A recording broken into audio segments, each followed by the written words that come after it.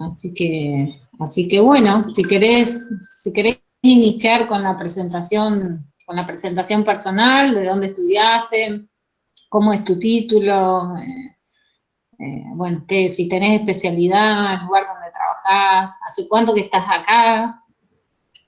Bueno, yo estudié en la Universidad Nacional de Córdoba. El título allá se llama Licenciatura en Kinesiología y Fisioterapia. Y yo soy de Córdoba, nací allá, e incluso, bueno, una vez que terminé mi etapa de grado, tenía muy presente querer hacer residencias pagas. Entonces, bueno, empecé a averiguar acerca de cuál era la oferta y me tenía que ir a Buenos Aires. Era una decisión. Allá hay mucha residencia, todo lo que es municipal, hospitales privados y bien pagos, ¿no? Y te da una formación también muy general. Es como que tampoco tenía definido qué es lo que quería hacer. Es como que uno cuando se recibe es como que está en un mar donde por ahí no sabe qué rumbo tomar, pero bueno, tenía esa idea en la cabeza, incluso también irme al exterior, era como que nada en Córdoba. Y bueno, fue así que me presenté a varias residencias en Buenos Aires, tengo una tía, entonces me hospedé en su departamento. Todo este proceso de presentarme, que es muy estresante, porque Tenés realmente... que rendir examen, ¿o no? ¿Cómo? El examen. Examen, y después entrevista también. Sí, exámenes que eran de 100 preguntas, salías con la cabeza que ni sabes cómo te llamabas. Y después, si aprobabas un determinado puntaje, ibas a una entrevista y realmente no solamente te tomaban cuestiones referentes a la kinesiología, sino a la vida en general, cultura general.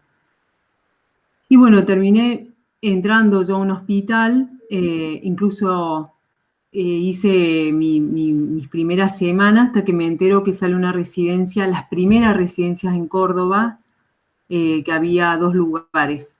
Y entonces viajo a Córdoba, rindo también, y bueno, con la suerte y con estudio también, creo. Salgo seleccionada, así que la verdad estaba muy contenta. 2 lugares encima de la cantidad que se presentan a rendir, son cientos de profesionales, Sí. pues ya es con título la residencia, ¿no? Sí. Venías también del entrenamiento de Buenos Aires. Sí. Sí, estudiar, aparte, claro, eso también tiene mucho que ver cómo uno haya estudiado durante la carrera, ¿no?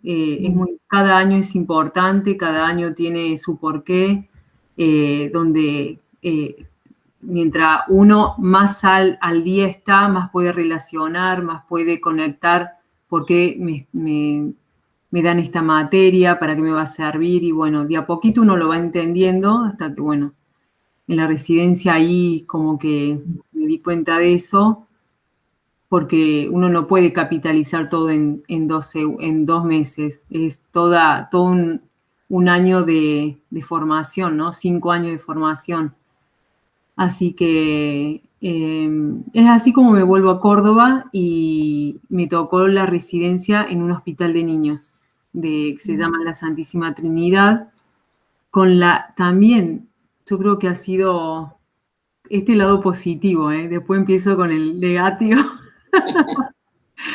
El lado positivo es que justo el hospital de niños se cambia a una nueva infraestructura, el triple de más grande, todo nuevo.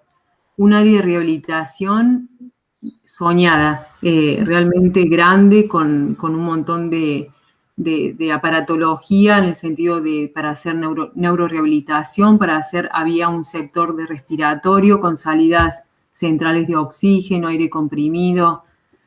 Así que bueno, era realmente hermoso. Una pileta que se llama de Hoover, que es una pileta con forma casi de 8, de acero inoxidable, enorme, que podías meter los pacientes allá adentro, hermoso. Sí, que con salas de internación también y terapia intensiva. Así que bueno, eso fue. Re de avanzada. Sí, muy lindo, la verdad que muy bien hecho. Y muchos kinesiólogos, había cerca de 30 kinesiólogos. Realmente fíjense sí, lo grande que era ese lugar. Y había áreas de gente de planta que se ubicaba en terapia intensiva, otra en sala, había 4 salas de, creo que entre 50 camas cada sala, y después consultorio externo. Así que bueno, empecé mi residencia ahí. Al principio no tuve una jefa de residentes, o sea que todo me lo autogestionaba yo. Y bueno, uno va conociendo, avanzando, creando sus espacios en el lugar, y bueno, así fue como fui aprendiendo, mucho trabajo, mucha práctica. Así que, bueno, no sé en qué me quedé. ¿Habías pensado en trabajar con niños? Me gustaba mucho, sí, porque yo hice nosotros en el último año de la carrera hacemos las prácticas, donde vamos todos los días durante un año a una institución. También por tener alto promedio, uno podía elegir el lugar. Así que yo elegí el Hospital Infantil Municipal, o sea que ya tenía, sí, una predisposición a los niños. Y ahí estuve un año también, duro trabajo, eso previo a la residencia, ¿cierto? El 5º año de la carrera, que bueno, también vi todas las áreas, pero lamentablemente con poco acompañamiento, ¿sí? Muy poco acompañamiento. Es como que uno hacía lo que podía, y cuando te decían algo me retaban. Así que mala experiencia. Muy insegura, pero bueno, uno creo que tiene ese coraje interior y siempre con las ganas no sé, creo que cuando te gusta algo, ahí es donde se pone en evidencia, ¿no? O dejás o seguís, y seguís porque, bueno, es algo que a uno le gusta. Así que, bueno, después de eso seguí un año más en ese hospital, seguí un año más ad honorem, fíjate, mirá lo que me comí. Hice un año ad honorem y fui a otra institución ad honorem de neonatología, ¿sí? Todo eso ya con el título en la mano, porque esto es formación de posgrado. Claro, estos dos, digamos, este año posterior a mi práctica y después en esta otra institución de neonatología lo hice ya egresada, sí, y después hice la residencia, un año después. Claro. Sí, o sea que al 2º año de recibida, ahí me fui a estudiar afuera. Fui a buscar la residencia. ¿En qué me quedé? Te tengo que preguntar de qué vivías entonces, porque ad honorem significa que no recibías pago monetario, digamos. Sí, mis padres me apoyaron todo el tiempo. Sí, fueron sostén permanente. Sí. Hasta incluso ellos me decían, ¿por qué no te pones un consultorio? ¿Por qué no te lo pones? Y yo lo que quería era el ámbito hospitalario. Me gustaba mucho, es como que tampoco se me abrió la cabeza para pensar que podía hacer otra cosa, por eso no hay que encasillarse mucho en un tema. Pero bueno, al final, bueno, termino la residencia y ahí empiezo a percibir un sueldo que es un sueldo también mínimo, ¿no? Así que Bueno, a par- Y en todo esto Córdoba, estabas en sí. Córdoba. A partir de ahí también en mi último año de residencia, la residencia en este caso duró 3 años, que es mucho, Ujú. porque lo ideal sería que dure un poco menos.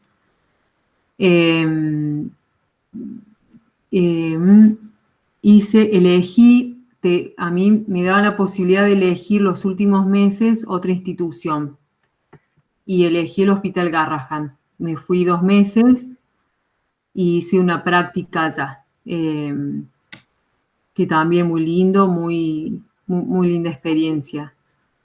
Eh, Sobre todo rescato lo que puede diferenciar un lugar de otro es la calidez humana, el acompañamiento que puedes tener con las personas. Creo que eso es el Mm, mayor desafío. Y uno siendo joven es como que te cuesta el triple. No sabes si hablar. Es más, mm.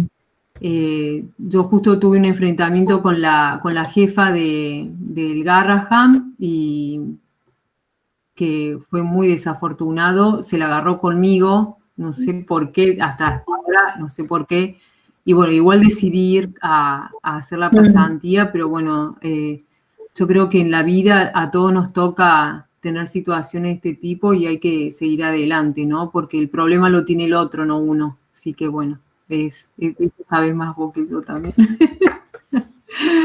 claro. Ahí que empuje, ¿no? Porque estando peleada o esto, habiendo tenido una discusión, te vas igual a aprender, ¿no? Ahí que fuerte, digamos, tu interés también, ¿no? Ahí, como decías antes, te gustaba, Sí, digamos. sí, Y 2 meses, ahora 2 meses no te alcanza para nada 2 meses. ¿Qué hiciste 2 meses nada más en el Garrahan? no, el tema era pasar, me dieron la posibilidad, es más, yo elegí el área de fibrosis quística y es una enfermedad la cual depende mucho eh,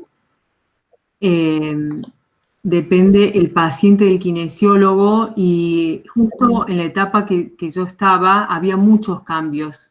Se pasaba a dejar una terapia que era tradicional, que es el clapping, a empezar a trabajar con flujos aéreos en el bebé, en el niño o adolescente. Se cambiaba un paradigma de atención y realmente quería rotar por ese lugar para ver este aspecto, ¿no? De la terapéutica. Después pasé por áreas que no todo el hospital, sino áreas específicas. Pasé en el área de terapia intensiva, neonatología, que ahí también me empecé a dar cuenta que a mí la terapia no me gusta. No, era algo que no, a mí me gusta la relación con el paciente, con los padres, así que bueno, es como que también me ayudó a definir qué es lo que quería. Y después el tema de las relaciones, hubo una persona que, que me ayudó, una kinesióloga, que a pesar de que a mí no me había dado la jefa del servicio la posibilidad de rotar, es más, ella realmente fue, me di cuenta que realmente hizo una maldad, porque vos decís, bueno, una residencia legal, una residencia donde, y un hospital donde tiene la obligación de acoger estudiantes, porque era un hospital de escuela, decidir qué es lo que quería yo estudiar, era, viste, bueno, ya está. Pero bueno, hubo personas que me reayudaron, me trataron re bien. Sí que bueno, aprendí mucho. Así que bueno, eh, después no sé cómo seguir. Vos ayúdame. Sí, hasta ahí estabas, bueno, en esto de la residencia. ¿Cómo fue que, digamos, de ahí a ahora, ¿no? Ahora estás en Viedma, vivís acá, trabajás acá. ¿Cómo fue que llegaste acá? Si pasó algo en el medio o no. Bueno, en este trajín de que, bueno, a ver, espera que el tema es que yo cuando estoy en el hospital, termino la residencia que fue en el 2003, se abre una beca de Mafre Medicina, que es una compañía de seguros que tiene un área en España que se dedica a la salud. Tiene hasta revistas permanentemente que publican todo lo que hacen, lo que investigan. Y bueno, me presenté a esta beca en el área de rehabilitación respiratoria y también, bueno, me fue bien, así que fue que, o sea, una vez terminada la residencia, me sale esto. Así que viajo durante 2 meses a España, también, bueno, la beca te paga todo y hice una pasantía por 2 hospitales en Valencia, España. Y ahí en esto de que estaba en España, lo conozco a quien es mi futuro esposo, que es Coco Correa, y empiezo a conocerlo, obviamente, por chat. Y bueno, que bueno, idas y vueltas, uno se empieza a conocer mejor. Yo termino mi residencia allá en España, que bueno, ahora les cuento cómo fue. Lo conozco a Coco. Así que fue cuando en esto de conocernos decido yo venir a Viedma, que me encantó, Dios mío, el río fue lo que más me impactó, me llamó mucho la atención. Él hace canotaje, así que me vi lo que era el canotaje. Yo nunca había, eso no estaba en mi mente, digamos. Así que, bueno, hasta que decidí, como todo prosperó muy bien, me vine acá. O sea, yo ya también estaba en una edad, yo había cortado con una anterior relación y vine acá, o sea, ya queriendo construir otra, ¿no? Una familia, ya con ideas más. Era como que le dije a Coquito, yo quiero esto, y si no te gusta, pego la vuelta. Y bueno, así que fue Coco Correa el que me trajo a Viedma. El amor, el amor. El amor. Sí. Y bueno, la experiencia que tuve en España también es como que uno empieza a comparar, ¿no? Empieza a comparar lo que te dieron a vos con lo que dan en España. Y realmente es llamativo la tecnología que tienen. Fíjense, estoy hablando de 16 años atrás, donde ya hay cosas que acá todavía no existen, que realmente, por ejemplo, hacer drenaje linfático, un paciente que está en terapia intensiva con aparatos de drenaje linfático, o sea, a mí eso me impactó mucho, me impactó aparatos de fisioterapia respiratoria, donde se lo ponen a los pacientes en el consultorio, un vibrador, un nebulizador que ya vibra, por ejemplo, para movilizar las vías respiratorias. Acá eso no existe. Pero, un detalle, yo proponía algo, decía algo y me hacían cerrar la boca. O sea, no, esto es así, no había amplitud mental. No, me llamó mucho la atención. ¿Eso en dónde? ¿Cómo? ¿Eso en dónde? En Valencia.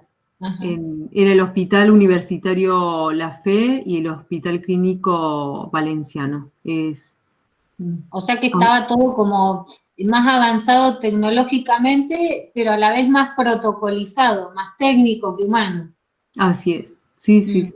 Yo, por ejemplo, después hice un seguimiento, estaba en un programa de seguimiento de niños con fibrosis quística y realmente lo hacía con residentes y estudiantes y bueno, por supuesto que uno muestra su experiencia y en ese mostrar la experiencia se notaba un montón de cosas que, como decís, estaba tan protocolizado que no había posibilidad de pensar más allá de lo que decía un protocolo. Por eso muchos, me incluyo, yo no estoy a favor mucho de los protocolos porque con una adecuada evaluación, por supuesto que te guía, ¿no?, en el tratamiento, pero tampoco es cerrar los ojos y hacer lo que dice el protocolo, porque el protocolo no va con todos los pacientes. Claro. Entonces, si uno tiene una buena evaluación, que depende del estudio que uno haga y la actitud esta crítica de decir esto no sirve, esto no va acá, te lo da la capacidad de observación que tiene uno, ¿no? Sí, pero eso se va desarrollando con el tiempo, ¿no? Claro. Y el estudio, uno no puede ver lo que no conoce. Sí, el plafón en el estudio, sin duda, no puede faltar, porque tampoco ni siquiera con el sentido común muchas veces podés decir, no, conviene esto, no, tenés que saber algo para saber qué hacer, así que sí. Y acá, bueno, en Viedma, cuando llego a Viedma me tuve que reconstruir, porque no hacía hospital. Venías del top allá de Valencia y aterrizaste en el hospital Sati. Con la cara aterrizaste. Más o menos. Sin acciones de defensa tuve ahí, sin manos, sin apoyar manos, sin nada. Así que, bueno, no sé si los chicos quieren preguntar algo, no sé, si quieren preguntar algo mientras hablamos, no hay problema. Cuando llego acá a Viedma, la verdad que, bueno, uno se tiene que adaptar primero y como se da que Coco también es kinesiólogo, obviamente que eso me ayudó muchísimo a reinsertarme en el área privada, donde tuve que empezar a hacer traumato. Yo traumato tenía solamente la experiencia con niños y, bueno, era todo un cambio, ¿no? Así que, bueno, de a poquito, con paciencia, no creer que todo esté, porque uno se conoce, pero el que no te conoce son los otros, así que uno tiene el famoso, que te conozcan por el boca a boca de las personas, el trato que uno tiene con la gente, el tratarlo bien, ¿sí? Tratar a esta persona que viene con una dolencia y bueno, buscar su recuperación, su rehabilitación. Así que en esos años siguientes me formé también en el BOBAT, me formé en la elongación de cadenas miofaciales. También uno poniéndose al tanto de lo que va modificándose a lo largo de los años, porque cuando yo estudié, el término cadenas miofaciales no se hablaba. Entonces uno empieza a escuchar muchas cosas, empieza, sí, en los cursos que le hablan de otros temas y bueno, por eso me formé en cadenas miofaciales, que me parece fundamental también como una formación básica. Y bueno, y empezar a conocer otra área de la kinesiología, ¿no? Y de a poquito fui entrando en lo que a mí me gustaba, ¿no? Hasta que esos fueron, ya te digo, y yo vine en el 2006 a Viedma y recién entré al hospital en el 2015, o sea que estuve 11 años, sí, más o menos, 11 años haciendo vida en la vida privada, ¿no? Así que también me enseñó muchísimas cosas, empezar a priorizar el papel que tiene el kinesiólogo en la vida de una persona. No vamos a ser los magos acá ni tampoco los héroes de una situación, sino que principalmente acompañar un proceso que, por supuesto, que es psicológico principalmente, porque esa persona por algo le pasa lo que le pasa. Vos me preguntabas también el rol que tiene que tuvo en mí la psicología, ¿no? Durante también el desarrollo de grado. Lamentablemente no tengo algo que me haya marcado, pero tiene que ver con toda la carrera en sí, porque antes se transmitía conocimientos. Era, te doy esto y a veces no sabía para qué lo estudiabas de memoria. Y Se bajaba información.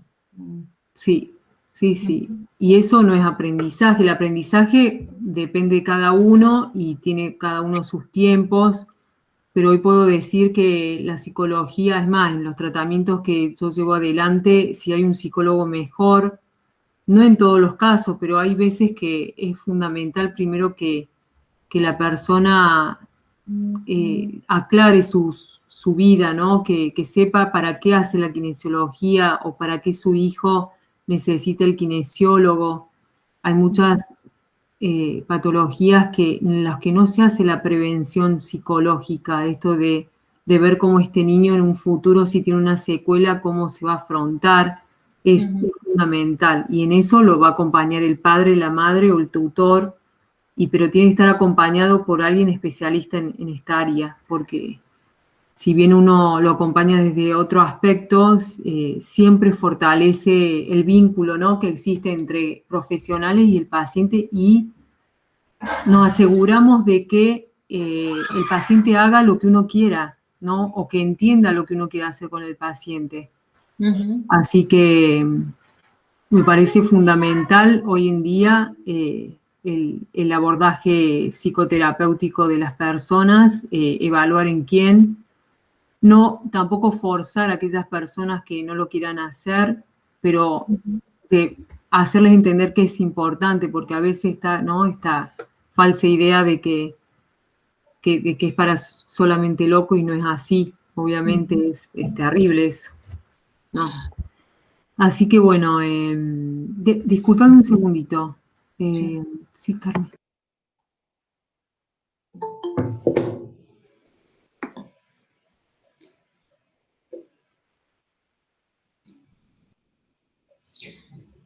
Si alguna quiere hacer alguna pregunta, puede abrir el micrófono o escribirla también, que Vale recién también me invitó. Así que...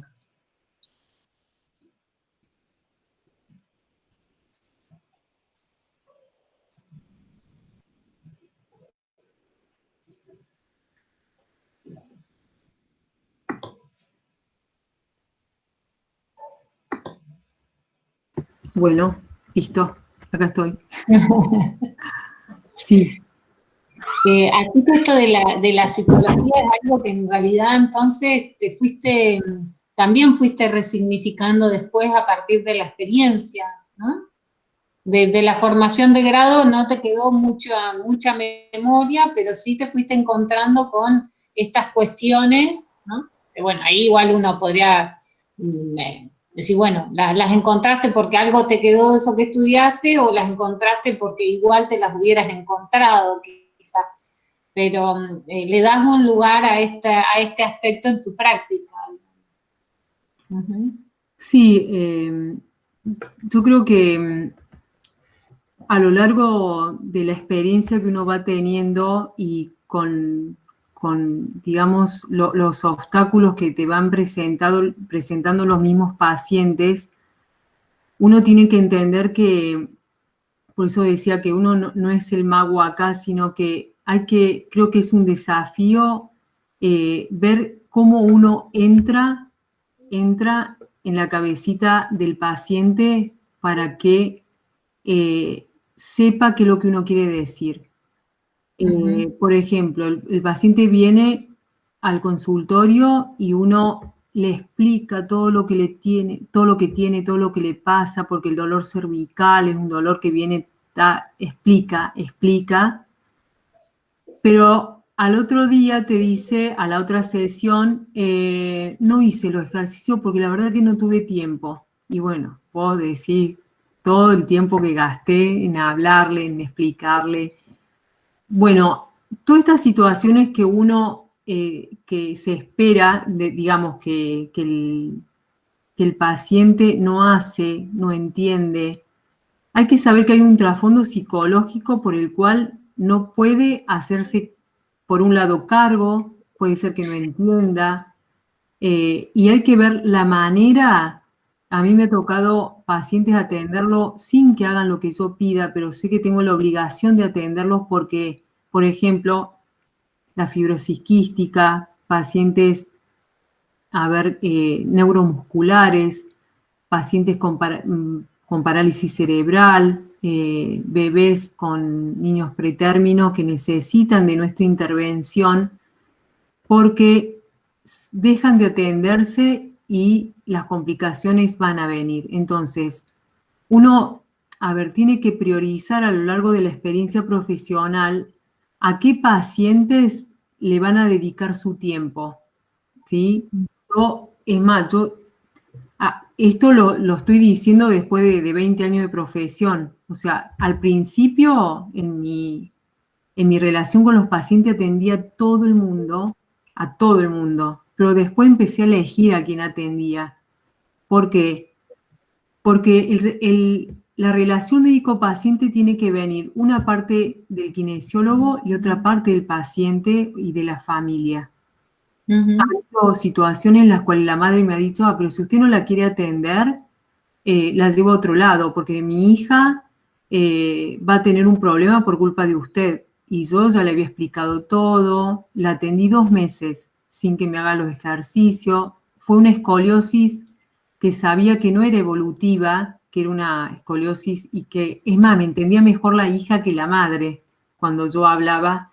Mira, y le expliqué a la hija, ¿De qué edad? la niña 15 años, Mm. la adolescente. Nunca la traté mal, que eso a veces uno no se tiene que enojar, porque el proceso lo tiene que hacer el paciente, ¿no? El proceso de hacer algo por él mismo, de estar mejor. Si te duele la espalda, yo le decía, mirá, no me acuerdo el nombre, pero yo te explico esto a vos, ¿sí? Yo necesito que los hagas, en todo caso, haz una actividad física, porque eso te va a ayudar a que se te vaya el dolor, que mantengas la flexibilidad del cuerpo, y también una explicación breve, no la voy a aturdir, porque acuérdense, el paciente no se acuerda de todo lo que uno le dice, y tiene que ser claro y conciso. Y bueno, yo le dije a la madre, señora, usted no me está entendiendo lo que yo le quiero decir, así como se lo estoy diciendo a usted, pobre, la mujer se ponía loca, pero no entendía cómo era el tratamiento. El tratamiento pasaba porque ella se tenía que hacer los ejercicios o una actividad física. La señora nunca se quedó una sesión tampoco para ver qué es lo que estaba haciendo con ella.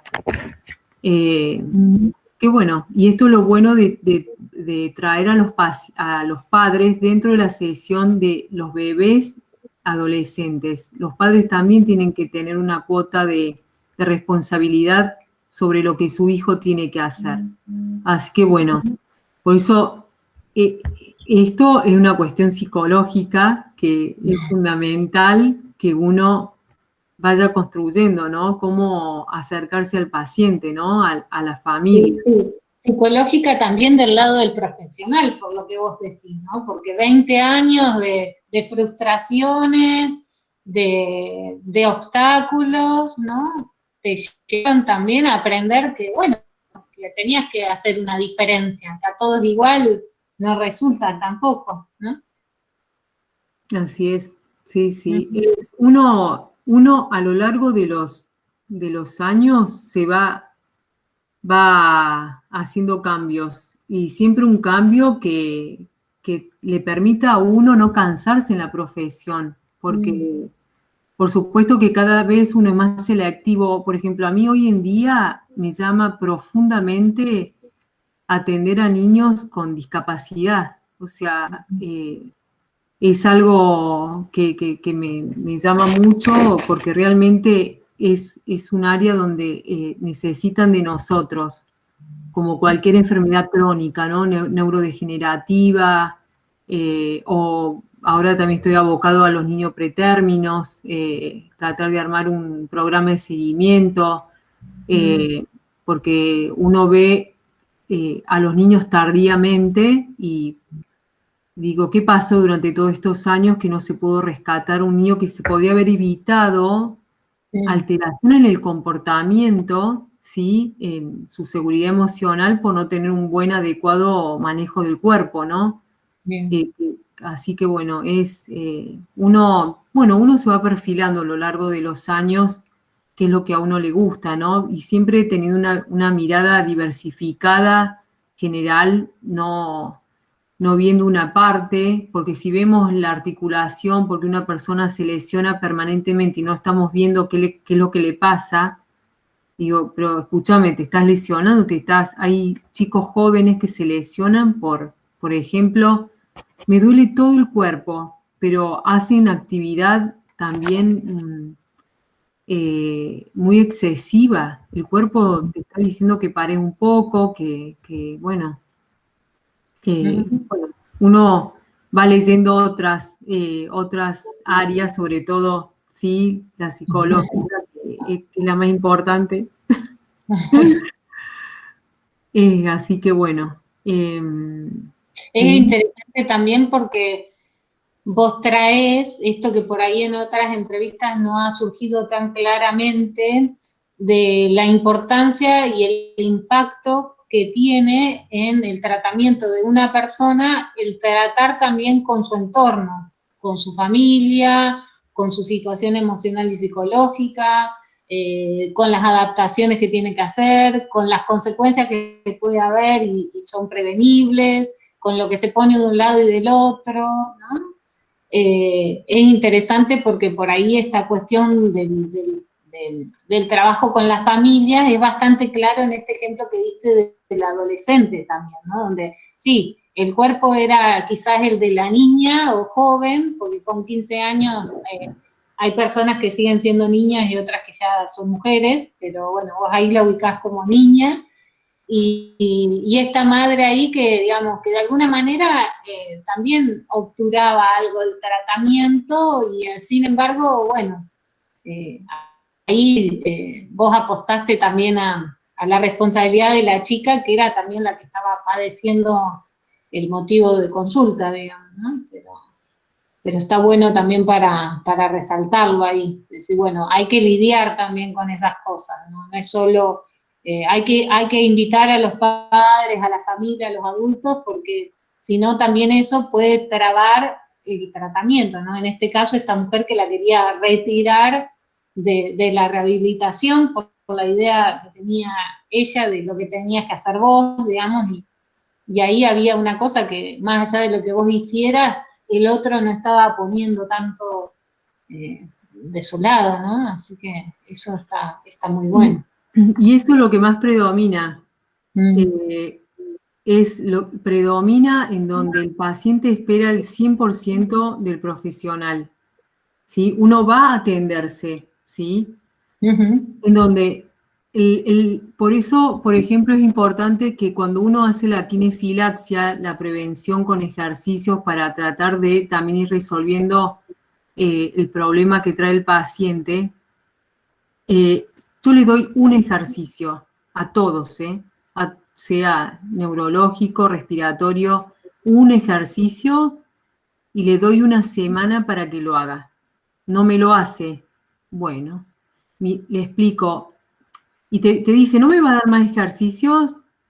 No, yo necesito que vos me hagas y después vemos. Ajá. Después está aquel que te dice que los hizo. Y yo le digo, ¿me lo podés mostrar el ejercicio? Y no saben cómo hacerlo. Le vuelvo a explicar, mira, el tema es que si vos no los haces, el dolor no se te va a ir, ¿sí? Porque ¿qué es lo que está esperando el paciente? Que vos le hagas, sí, los masajes que son buenos, que los hago, y no reniego de eso, porque es un masaje especializado para el cual trabajamos y sabemos a dónde vamos a hacer el masaje y de qué manera. Así que no renieguen con eso, hay que hacerlo, porque da mucho resultado. Y porque yo sé que a veces con una sesión le puedo sacar el dolor al paciente, pero el masaje lo pongo en una segunda instancia, no en una primera.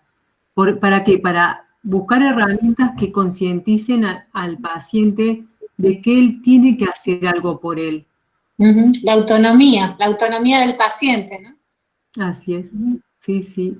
Y entonces yo juego con esto de que si me hace o no me hace los ejercicios, y el propio paciente se da cuenta que no lo está haciendo, entonces el pedido hacia el profesional, la exigencia disminuye. Claro, porque va a decir, vos no me hacés o sea, usted no me está haciendo masaje, por eso yo no me curo. No, discúlpame, vos no estás haciendo los ejercicios que lo más activo y lo que más alinea, lo que más endereza, lo más sustentable en el cuerpo para poder curarte. O sea, no vas a pretender no tener dolor si vos no haces nada por tu cuerpo. Y bueno, ahí el chiqui, cuando después que no hizo nada, y ahí, bueno, el paciente deja de venir, ¿sí? Deja de venir porque no puede hacerse responsable de su problema, ¿no? De lo que le pasa. Y entonces, qué importante es no hacer todo en una primera sesión, hablar con el paciente, ver qué le pasa y después de a poquito ir viendo qué hacer con él. Acá hay una pregunta que hace Agustina que dice si he tenido alguna experiencia en donde no daba con la tecla. Oh, pero no sé el número. Pero en la segunda sesión me pregunto qué hice. También tengo en cuenta la patología, hay tiempos de recuperación, hay tiempo de, digamos, como decía anteriormente, trato de ver también cuál es la subjetividad de esa persona, de lo que le pasa, porque yo tengo una idea y les puedo asegurar que el paciente puede tener 3 o 4 ideas, nada que ver con las que pienso yo, acerca de su recuperación. Y ahí empieza una lucha, ¿no? Entre lo que él quiere y lo que yo necesito que él entienda. Y muchas veces, en esto de no darle a la tecla, a veces cree uno algo que no es. Y hay que tener, no sé, capaz que vos me ayudás, María, pero hay que tener la capacidad de decir, tener razón, ¿sí? De decir... Sí, la humildad, el saber que uno... A mí ha pasado... Para ayudar, no para resolver. Y cuesta, cuesta decir que el paciente tuvo razón, pero yo lo escucho, es muy importante escucharlo al paciente.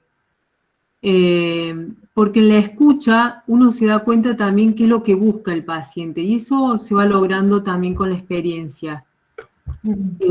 A veces uno dice que no sé si es bueno o malo, pero ya cuando entra el paciente más o menos te das cuenta. Pero a veces ya cuando te llaman por teléfono también. Bueno, ese es el aprendizaje clínico, que antes se decía el ojo clínico, ¿te acordás de esa expresión? No sé si se sigue usando, pero sí sigue existiendo. Digamos. Bueno, en este caso será la oreja clínica, además del ojo. Así es. Sí, sí. Yo creo que también es estar un poco como profesional, también predispuesto a que algo de ese campo de intervención también lo determine el paciente, el consultante, la familia, y no solamente el profesional o el libro, ¿no? Que el profesional tiene de respaldo, ¿no? Que sobre todo, supongo yo, y es una pregunta, ¿no? Que esto es una cuestión de los primeros años también, ¿no? De animarse a ir dejando un poco las teorías, los libros, las recomendaciones para arrimarse a ese terreno donde es el paciente y su familia también. Bueno, y a veces también esto, el entorno y la situación como ahora de la pandemia, que, digamos, desarma el tablero de juego, ¿no? Y uno dice, ¿y ahora cómo se trabaja en este entorno, no? Mira, la relación médico-paciente, primero, con referencia a lo que vos decías primero, si uno cree que tiene toda la razón, directamente no hay relación médico-paciente. O sea, si uno cree que tiene toda la verdad y desestimar al paciente porque no sabe nada, digamos, estamos en un camino, en la soberbia, en el egocentrismo que espero que se replanteen, ¿sí? Muchas veces yo he dado el brazo a retorcer para cambiar una relación kinesiólogo-paciente, ¿sí? A veces he dicho, está bien, vos lo querés hacer al paciente, algo que no puede hacer, hacelo. No, vemos qué pasa. O sea, uno tiene que ser flexible porque o sea, se pierde la magia también, creo, ¿no? Cuando uno cree que, no, pero te dije que no hagas eso. Esta idea de bajar línea y que aún pueden llegar a tener razón, pero acuérdense que el cuerpo es del paciente, no es el de uno. Otro ejemplo que puede ser la psicología y el cuerpo de esa persona. Cuando a mí me ha pasado, he visto muchas escoliosis el año pasado, muchas. Y hay que evaluar la escoliosis, hay que evaluar a esa niña si tiene ganas de hacer patín. Yo le digo, hacelo al patín. Pero, ¿qué pasa? Me arriesgo a dar una indicación que contrapone con otros profesionales. Pero yo tengo mi fundamento porque se lo digo. Mientras vos hagas kinesiología y hagas solamente el ejercicio que te pido, vas a reorganizar tu cuerpo, lo vas a alinear y de esa manera evitas que, digamos, las retracciones musculares deformen más tu cuerpo.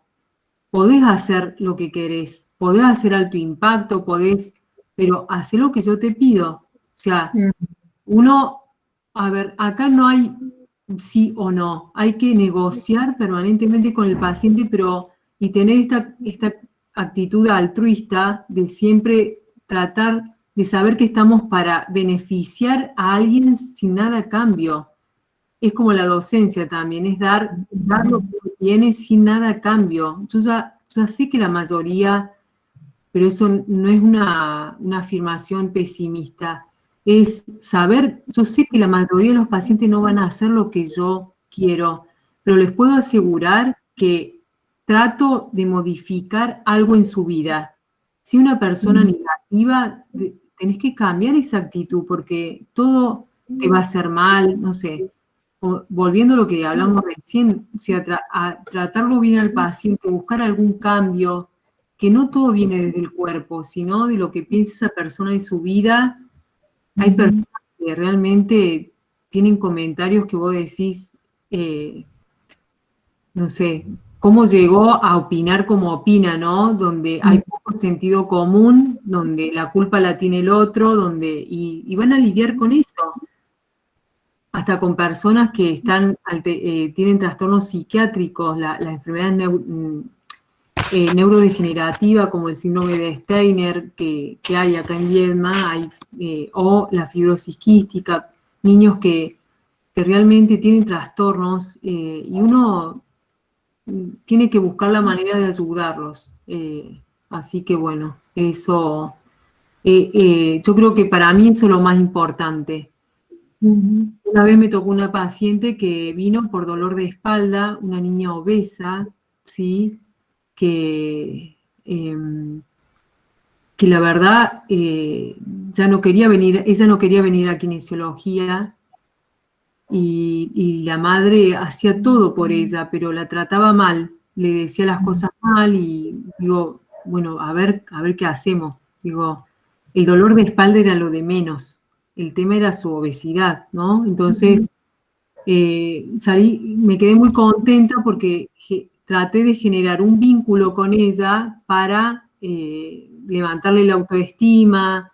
Mira qué bien que hace los ejercicios, estaría bueno que vos, ella me decía que le gustaba hacer bicicleta, y bueno, ¿por qué no hacemos un programa para ver si lo podés hacer 2 o 3 veces por semana?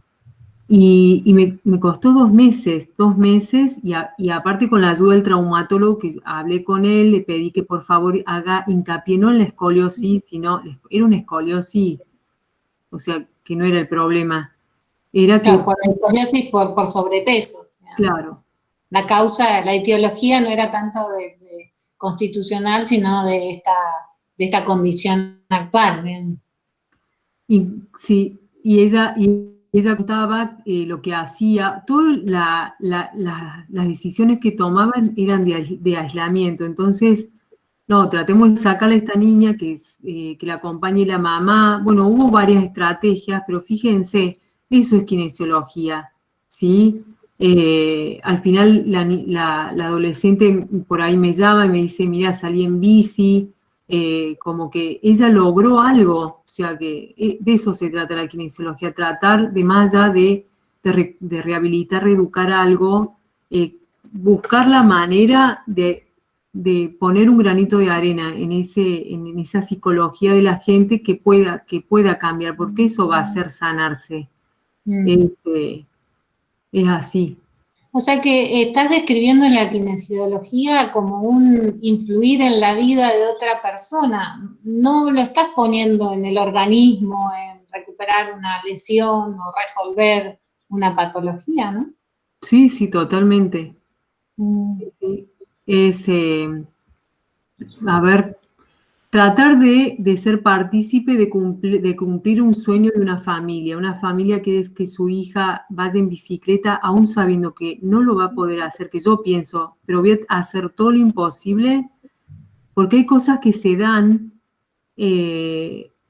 a ver, que con poquito lográs, aún en este acompañamiento de este proyecto de familia que quiere que su hija esté en una bici, es una alegría enorme. O esta niña tiene una cuadriparesia, es una niña ahora tiene 5, tenía 4, y bueno, hicimos la rehabilitación dirigido a eso. ¿Qué es lo que quiere la familia? A veces también lo que propone la familia es contraproducente. Es como que yo sé que se va a frustrar. Entonces también hay que evaluar, ¿no? Que evaluar cuándo acompañar o cuándo esperar un proyecto de la familia, cómo llegar a ese proyecto. No, primero hagamos esto otro. No es tampoco decirle, no, eso no lo vamos a hacer, sino decir, bueno, vamos a verlo después de esto, ¿no? Nunca un no, y nunca un no de entrada. Me ha pasado discutir con parte de un equipo de rehabilitación para rehabilitar un paciente hemipléjico que lo querían parar. Y el paciente no tenía control de tronco. ¿Y qué hago cuando lo paro y no puede controlar su tronco? Lo desorganizo, y bueno, lo volvés un tronco. Puede quedar en solamente ahí. Sí, y lo importante era ver cómo él veía su medio ambiente, qué es lo que sentía, tratar de que él se sienta mejor, su cuerpo, dónde estaba, porque todos son estímulos neurológicos, cognitivos, que lo sobrecarga a su sistema nervioso. Imagínate el parado, donde no controla su cuerpo y encima tiene que controlar el medio ambiente, es un knockout para el paciente. O sea, pero bueno, a veces los paro, pero, a ver, lo paro y lo siento, un ejemplo, ¿no? Pero no, mi objetivo no es que se pare, sino que lo uso para mejorar para motivarlo al tratamiento, sí, para saber que podemos llegar a eso. Así que bueno. Vale, y en el sentido específico del trabajo hospitalario, si bien todo esto que estás comentando está referido justamente a la clínica de un hospital, que por ahí no es tan frecuente en el consultorio particular, pero en el aspecto, digamos, disciplinar o profesional, ¿qué podés contarle que no sea... que por ahí estoy más vinculado a la experiencia de trabajar tuya como profesional, de trabajar en este hospital local, ¿no? Como para comentarle a los chicos cómo es trabajar en el hospital de Viedma, por ejemplo, ¿no? Se trabaja en equipo, se trabaja con otras disciplinas, has encontrado la vuelta de cómo trabajar, son más los obstáculos que las ventajas, un poquito, aunque sea, de lo que puedas o quieras compartir. No sé por dónde empezar. ¿Cuántos años hace que estás en el hospital ya, entonces? Y ya 5 años. 5 años. 5 años. A ver, yo creo que lo difícil en el trabajo interdisciplinario es saber que antes de la profesión que uno tiene y que tienen los demás hay una persona detrás de esa profesión, y creo que vale mucho más la buena voluntad de intentar ayudar al paciente y no creer que un profesional o una disciplina tiene mayor peso sobre otra, y lamentablemente el concepto de este médico hegemónico hace que lamentablemente sigamos en la lucha de creer que el médico tiene la última palabra, pero hay que luchar con eso, por ejemplo, a mí me pasa mucho, creo que me ha llevado 5 años tratar de tener una relación en donde crean que lo que vos decís vale, ¿no? 5 años, por lo menos en este hospital. Porque el kinesiólogo tiene áreas donde la ciencia de la kinesiología te entrena de una manera muy específica, sobre todo que tiene que ver con el movimiento, ¿no? Y en eso, por ejemplo, recién comentaba que quiero armar un programa de seguimiento niño de alto riesgo porque primero que el neonatólogo y el pediatra se abocan al crecimiento y no a la maduración, un ejemplo. Entonces, ¿cómo hago yo para interactuar con profesionales que por ahí puede ser que no te escuchen, que no le den la validez que se necesita? Porque uno se está anticipando a ciertas cuestiones, como tiene más conocimiento sobre un área, de que ellos le den la misma prioridad, porque no es solamente el crecimiento, sino porque es el desarrollo que van teniendo las estructuras neurológicas en su relación con el medio ambiente, y como no hay un ojo crítico, no está el kinesiólogo ahí, y también tienes un kinesiólogo también con una mirada crítica hacia esta área, porque hay otras áreas que no te la da, y bueno, entonces es hablar, siempre respetar a la otra persona. A veces yo he bajado la persiana con algunos profesionales porque a veces es imposible hablar, pero realmente les puedo asegurar que igual uno tiene que seguir insistiendo, ¿sí? Porque es más, muchas madres con la idea de que tiene uno una buena voluntad y saber que quiere sacar adelante al hijo de esta mamá, las madres te confían muchas cosas. Es más, te preguntan a vos, pero no es porque yo soy más importante que el médico o que la terapista ocupacional o que la psicóloga, no. Es porque digamos, es un área del conocimiento específica para la nuestra que tiene que ir de las otras áreas también. Yo necesito que este paciente también sea visto por un psicólogo, que sea visto por un terapista ocupacional o que sea controlado por un traumatólogo, pero eso se logra cuando hay interés y responsabilidad sobre la tarea que tiene el kinesiólogo. Yo no voy a atender, no me interesa si se le retrae o no una patita, ¿sí? A un paciente, ¿sí? Me interesa saber a dónde quiero ir rehabilitando esa patita, ¿sí? Es mucho más global de lo que uno cree, más, qué sé yo, por ejemplo, atiendo una nena que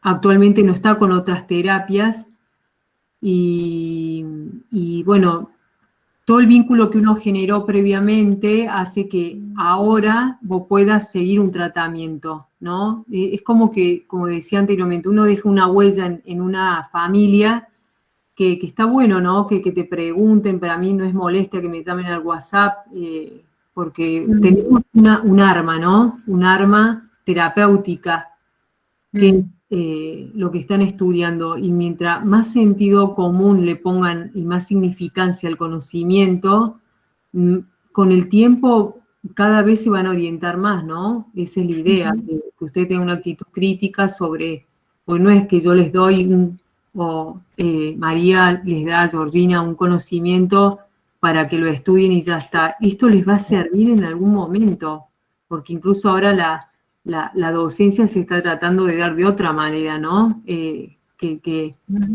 sea significativa. Así que bueno. Bueno, y la verdad que también este tipo de conversaciones me parece que ayuda mucho, y desde ya te reitero el agradecimiento personal y en nombre de la cátedra también y de los chicos, porque se trata de eso también. Este tipo de testimonios ayuda a ubicar el sentido de lo que se estudia, ¿no? Tiene que ver con eso. Así que bueno, Vale, no te robo más tiempo. No sé si alguien de los chicos, de los estudiantes, quiere hacer alguna pregunta. Y bueno, y si no, también podemos ver después de pautar algún otro encuentro, si querés, o si surge alguna inquietud. La verdad que un placer siempre hablar con vos, escucharte, y tu generosidad también al compartir tu experiencia, ¿eh? Así que bueno, Vale, te mando un beso, espero que sigan bien, y seguimos conversando. Bueno, gracias a vos y al equipo por la Ujú. invitación. Y cuando gustes, si querés hacer otro, no tengo problema. Bueno, Vale, Que muchas tengan gracias. un buen día. Nos vemos. Chao. Chao.